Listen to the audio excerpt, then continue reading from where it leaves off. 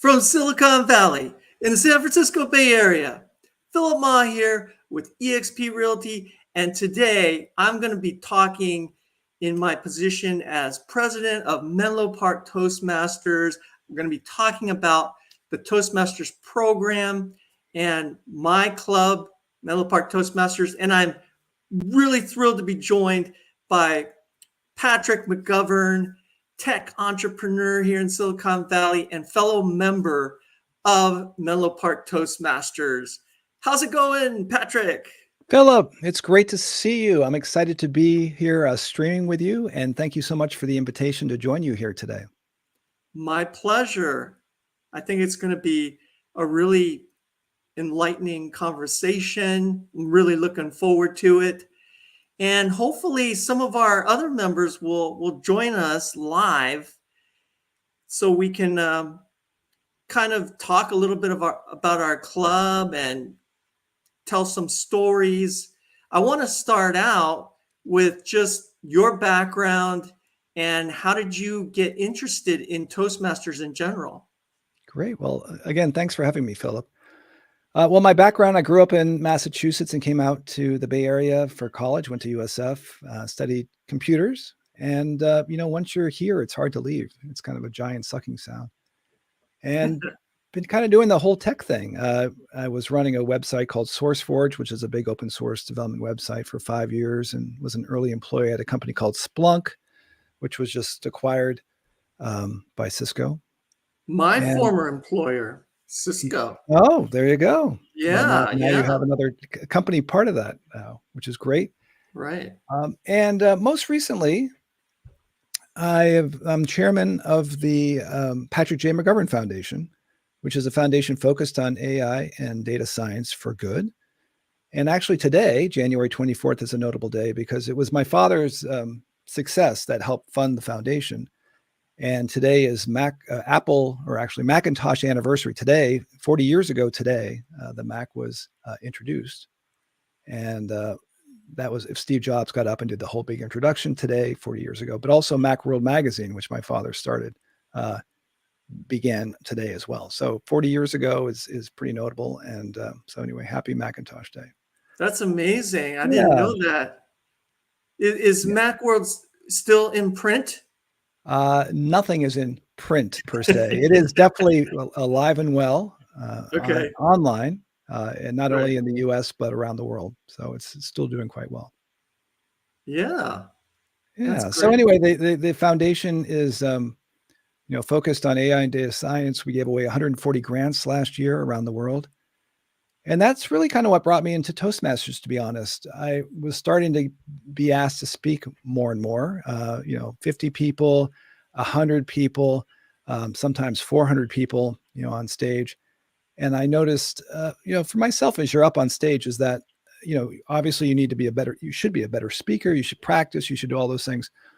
But clearly I was getting nervous up there, as most people do. Public speaking is always I think the most frightening thing for people. And for me, it was very much the case. So much so that I thought, I should try to take care of this. And the best way to, I think, become more comfortable, be a better speaker, was to do it more often. And I live fairly close to the Menlo Park Toastmasters location where the club is. And I thought I should join. And so it's been about 18 months where I've been a part of it. It's a great organization, a great group of people. I really enjoy it, and it's helped me a lot. I think I've given 8 to 10 talks, among other roles that you play, not just speaking, but being an evaluator. There's table topics, which we can go into what that is. But it's been a great organization, and I'm thrilled to be now one of the officers of the club as running PR and trying to bring more people in. So anyway, that's my background. Excellent. And for myself, I first got involved with Toastmasters way back in the late 90s. I was early in my career at HP in Cupertino and just looking for ways to develop public speaking skills, communication skills, the type of skills that you don't really get in your formal education, But then when you get into the corporate environment, you discover how important they are, and you see how people who progress in their career really have those effective communication skills. There were multiple clubs at HP, and I tried out a couple of them. Of They Toastmasters. were, Yeah. what's that? Toastmasters, number of Toastmaster clubs. Yeah. And so I discovered that there's this huge international nonprofit organization called Toastmasters International. And then there's thousands of clubs all around the world. Here in Silicon Valley, there's a number of clubs that are hosted within a company. So it tends to be primarily employees within that company. But some of the company clubs are open to people from the public joining and becoming members. Then there are also community clubs, which is what our club is, where it's people within the larger community who can join if they have an interest in growing and developing their public speaking skills. So yeah, I've been a fan of the Toastmasters program for decades, and it always was sort of a lower priority for me. So I didn't make a lot of progress in the educational program. But recently I left the corporate world and decided I want to focus full-time on real estate, which is a passion of mine. And I have become a real estate agent in Silicon Valley. And I just decided I'm just going to really concentrate on Toastmasters, really practicing my public speaking skills and embracing everything that Toastmasters has to offer. So that's how I got really re-engaged and re-energized by the Toastmasters program. And now you're president of our club, which is, I think, not only great for us, but probably great for you too, and that it helps you practice your speaking on a daily basis, essentially, at least every time we meet. Exactly. And that's also an aspect of the Toastmasters program that can be very beneficial. Is we have leadership roles within our club.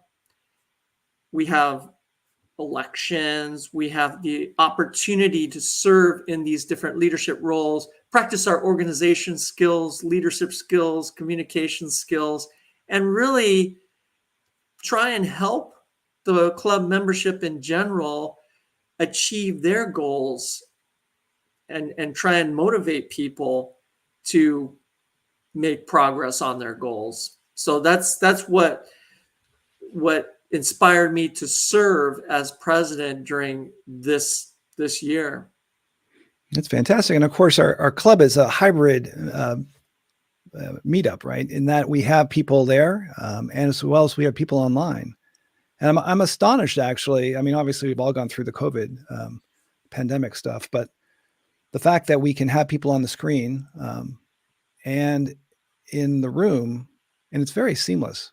We use, I think, an owl, right? It's called an owl. It's a camera that does 360. So people who are in the room are constantly being focused on by the camera, which is being projected by Zoom. And the people, I believe, who are on Zoom feel very much connected to the people who are in the room. So I think it's a great connection there to have both people who can be there in person and the people who can, join us remotely. Yeah, it's really nice to have the virtual option. And I know that it came out of necessity during the COVID pandemic. And I actually wasn't active in the club at that time, but my understanding is that clubs really had to go virtual. There just was no other option.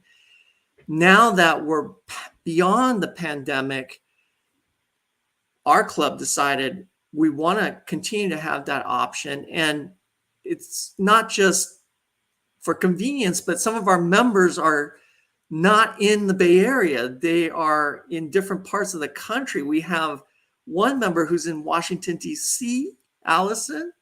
Mm-hmm. She used to live in the Bay Area.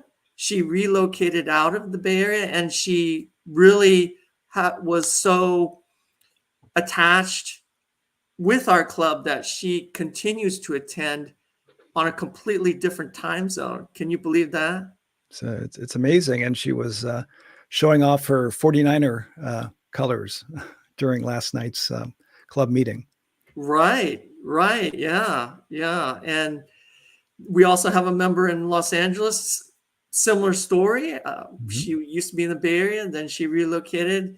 And so it's just nice to have that option. At the same time, I think we also realize that there's nothing like being in the room and being in person to really feel that energy and just to bond with people face to face. I think a lot of us missed that during COVID, right? No, absolutely. Absolutely.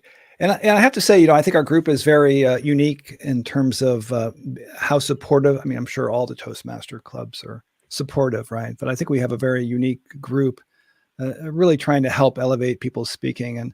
And Philip, you always do a great job asking guests that come in. You have them introduce themselves, and then at the end you say, "Hey, tell us what you think about this particular club." And I know last night when we had the meeting, we had two people who joined us, and one person said, "I've been to a number of different clubs, but this one seems a bit more unique in terms of its ability to make people feel comfortable speaking." And that really, I haven't been to a lot of other clubs, but these two people had, and they said that ours was unique in that way, that they really felt it was a safe place, I think was the word, in order to be able to get up and speak in front of people. And even though it's nerve-wracking for me, as well as other people who are part of the organization, it's nice to have a supportive group who can cheer you on as you're up and practicing in front of a group of people. Yeah, and one thing I like about our format, we pretty much follow the standard Toastmasters format where we have a Toastmaster who is presiding over the meeting. Then we have different functionary roles, grammarian, keeping track of grammar, counter, keeping track of filler words, timer, timing the speeches, and when people speak.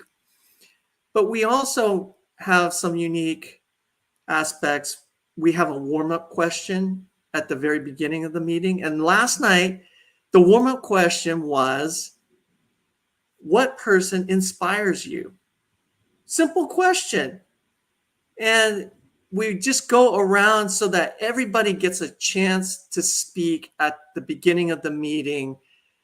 But I always learn so much about people when we have those types of opportunities to share about our life, what inspires us. And there were all kinds of answers. There were this professional sports hero, or my father, or this teacher who really impacted me. I think you shared about an incredible doctor. Yeah, who won the Nobel Peace Prize, and it's just an amazing individual.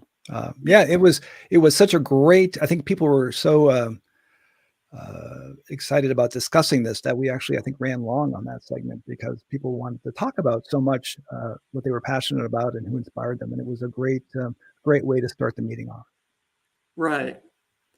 So, in general, that's one aspect of Toastmasters that you might not realize when you're just looking at the program itself as a way to develop your presentation skills, but you really get to know the people in the club.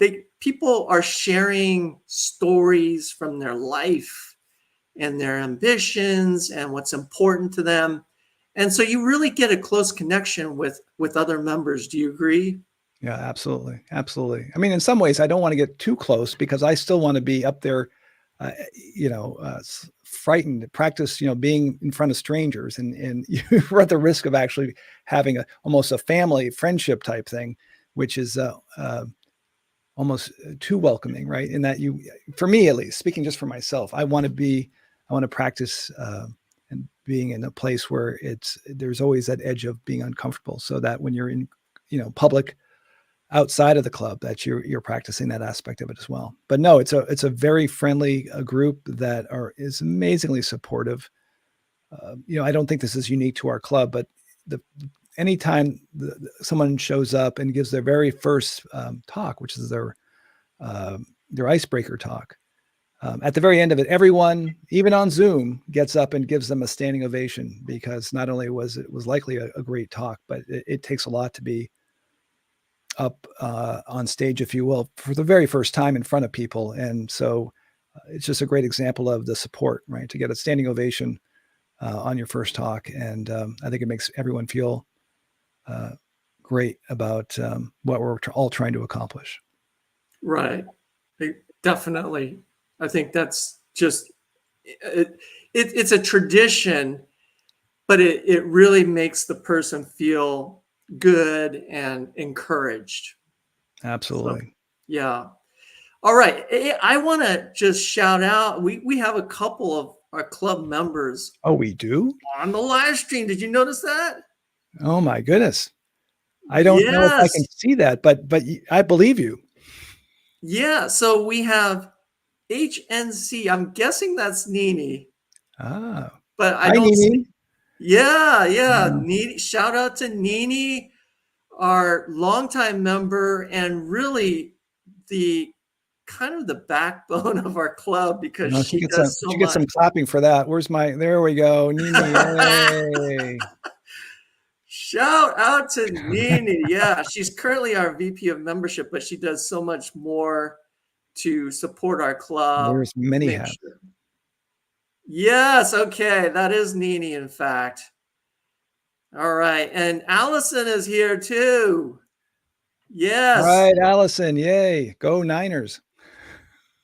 Yep. And I don't know if you were on, but we already mentioned you, Allison, as being a dedicated member attending from the East Coast. I'm always amazed because our meeting times, it starts at 7 p.m. Pacific, which is 10 p.m. where Allison is. So it's already late. And I don't know about you, Patrick, but by the end of our weekly meeting, I have so much adrenaline flowing through me that I'm like wide awake. Yeah, I'm sure she can't go to sleep until 2 a.m, being Exactly. just all excited. So yes. Good. Well, you have a slide, right, of how to get more information, right? I believe. Yeah, let me share that.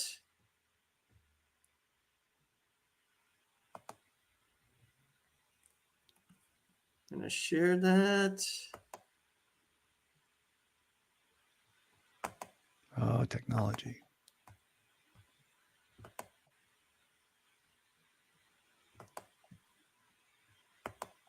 Aha. There you go. All right. This is our club. We meet every Tuesday at 7 p.m. Pacific. Again, it's a hybrid format. You can attend either in person or virtually. We meet over Zoom. The meeting location is the Bethany Lutheran Church, 1095 Cloud Avenue in Menlo Park. So if you come to the church, we're in a meeting room. And shout out to Bethany Lutheran Church for allowing us to use that space. We really appreciate that. Absolutely. You want to talk about our website? Oh, yes. Let's talk about the website. Well, we have a brand new shorter URL, or an easier one to remember, which is MP, which stands for Menlo Park, and then Toastmasters.com. And if you type that in, you'll go to our homepage, which has some great information about what the club's about and how to get involved. But about 3/4 down the page, there's a form which you can fill out just with your first name, last name, and your email address.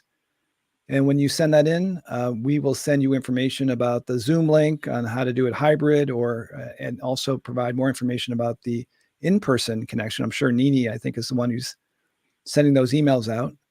And you'll learn more about it. And we'd love to have you involved with the organization. Again, it's a very supportive group that can make you a better speaker. And everybody has to do public speaking, whether you're in a an office meeting or something more, larger with a larger group.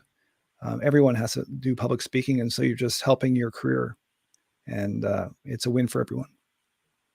Right, right. And I see a comment from Allison noting that Toastmasters is not a religious organization. We meet at a church, but we're not affiliated with a religious organization. Thank you for that clarification. Yeah, We are yeah. nonprofit. But yeah, we just use their space. They're very kind to let us use it, and everybody needs a place to meet, and it happens to be there. But right. Yes, it's not a religious thing. I know Toastmasters meet, well, as you mentioned, in corporate environments, but also all sorts of other facilities too, and that just happens to be the one where we meet. All right. And I want to mention that our club we're going to have some speech contests in 2 weeks. February 6th is the designated date. We're going to hold our international speech contest as well as a evaluation speech contest. And speech contests are always a really fun and exciting event. All Toastmasters clubs have them every year. So it typically starts at the club level in February. And then the winners at the club level then progress on to the area level, the division, and the district level. And in terms of the international speech contest, it goes all the way to the worldwide level. So it's a very exciting time for us. One thing to note is that particular meeting, we're going to be completely virtual for the speech contests. We won't have an in-person meeting at the church. So if you're interested in attending that and observing as a visitor, you are welcome to do that. But be sure to go to the website, fill out that visitor information form, and then we'll send you the link to the Zoom meeting for the speech contest. Well said. All right. Now, I don't want to leave here before closing with our pro tip on how to overcome nervousness. Do you want to start us off, Patrick? What's your number one tip? Well, it's certainly still something I'm practicing. But for me, the number one tip is to do it more often. Because if you realize that, well, you survived the last time you did this, you can do it again. And I think the more you do it, I mean, this is obviously a technique you use not only for public speaking, you can use it for all sorts of things, is to do the thing that makes you nervous, right? And eventually you realize, hey, I could do this. And I wouldn't say the nervousness goes away, but it goes down. And I think that's what we all want, as well as being a better speaker as well. But for me, just doing it more often makes the whole process better, and not only within Toastmasters itself, but also at events I happen to be attending. How about you? All right. My tip is similar. It's all about practice. In order to feel more comfortable, you just have to do it over and over again. It could be the same speech if you're trying to prepare to give a speech, or it could be one nice thing about Toastmasters is there's an educational program where you're working on different skills, like your use of vocal variety or body language.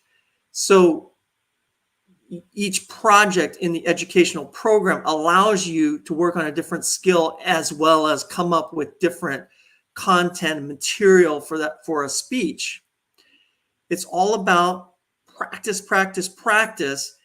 The other nice thing about Toastmasters is you get people, you give your speech and then people evaluate. They provide an evaluation, a written evaluation. So we have a form in our club that people fill out, and they rate you. They provide constructive feedback on what you can do to improve, but also what you did really well. So you get instant feedback. Mm-hmm. It's very helpful. Yeah. So again, join us. We welcome you to visit our club, and we are just looking forward to sharing what the Toastmasters program is all about. And thank you, Patrick, for joining me and having this conversation.